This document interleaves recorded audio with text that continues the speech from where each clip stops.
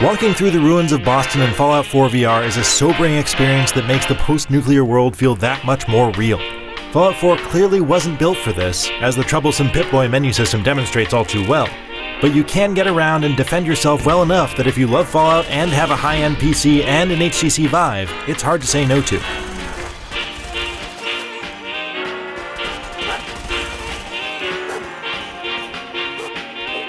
Given the sky-high system requirements, it's not all that surprising that Fallout 4 looks pretty respectable in VR. I did have a few stutters on hardware that was above the system requirements, but those appear to be limited to certain areas. Switching from teleportation to smooth movement makes for a nice walk through the wasteland if you can stomach it. Because the combat in Fallout is focused on shooting, picking up a gun and blasting mole rats and raiders feels pretty good. Not quite as good as a made-for-VR shooter would, but not bad. And you can pistol whip enemies too. When a gaggle of feral ghouls gets up in your face, activating VATS to stop them in their tracks for a few auto-aimed headshots is a lifesaver. And if you thought Fallout was gory before, you haven't seen anything until the blood and eyeballs are spraying right at you. It's not all that easy to reach out and touch the world though. And, like in Skyrim VR and PlayStation VR, you're not able to move corpses around like you can in the normal version of Fallout 4.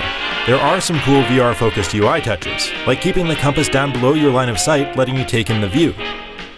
And when you raise your left wrist, your Pip-Boy grows dramatically so you don't have to keep your arm right in your face. But actually using it, that's pretty rough. These menus aren't great with any controller, and the Vive's trackpads make it frustrating enough that I got tired of holding my arm up while trying to swap my gear around, and you have to use it a lot, which bogs Fallout 4 VR down quite a bit.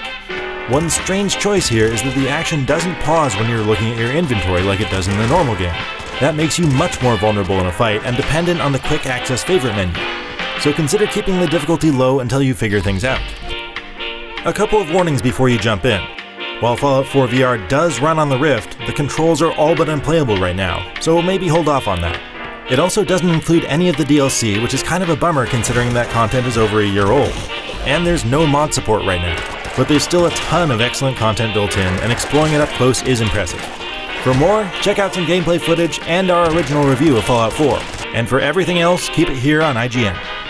Need a new control.